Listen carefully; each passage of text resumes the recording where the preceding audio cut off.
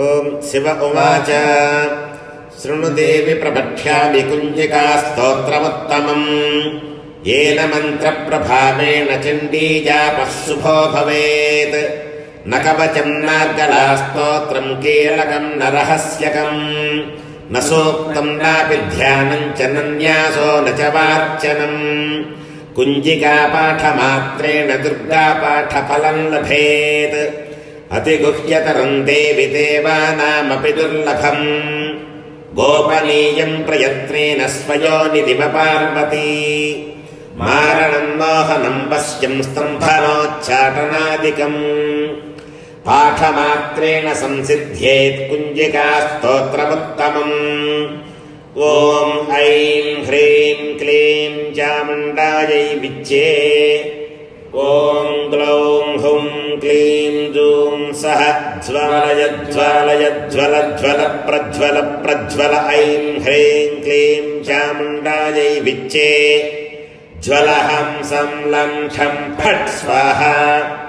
नमस्ते रुद्ररूपिण्यै नमस्ते मधुमर्दिनी नमः कैटभहारिण्यै नमस्ते महिषार्दिनी नमस्ते शुम्भहन्त्रै च निशुम्भासुरघातिनी जाग्रतं हि महादेवि जपं सिद्धं कुरुष्व मे ऐङ्कारी सृष्टिरूपायै ह्रीङ्कारी प्रतिपालिका क्लीङ्कारी कामरूपिण्यै बीजरूपे नमोऽस्तु ते चामुण्डा चण्डघाती चायैकारी वरदायिनी विच्चे चाभयदा नित्यं नमस्ते मन्त्ररूपिणी धां धीं धौं धूर्जटयः पत्नी वां वीं वों वागधीश्वरी क्रां क्रीं क्रूं कालिका देवी शां शीं सुं मे सुखं कुरु हुं हुं हुङ्काररूपिण्ये जं जं जम्भनादिनी भ्रां भ्रीं भ्रूं भैरवी भद्रे भवान्यै ते नमो नमः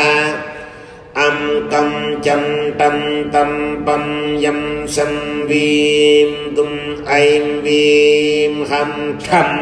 धिजाग्रं धिजाग्रं त्रोटय त्रोटय दीप्तं कुरु कुरु स्वाहा पां पीं पूं पार्वती पूर्णा खां खीं खों खेचरी तथा सां सीं सूं सप्तशती देव्या मन्त्रसिद्धिं कुरुष्व मे इदं तु कुञ्जिकास्तोत्रं मन्त्रजागर्ति हेतवे अभक्तेनैव दातव्यं गोपितं रक्ष पार्वती यस्तु कुञ्जिकया देविहीनां सप्तशतीं पठेत् न तस्य जायते सिद्धिररण्ये रोदनं यथा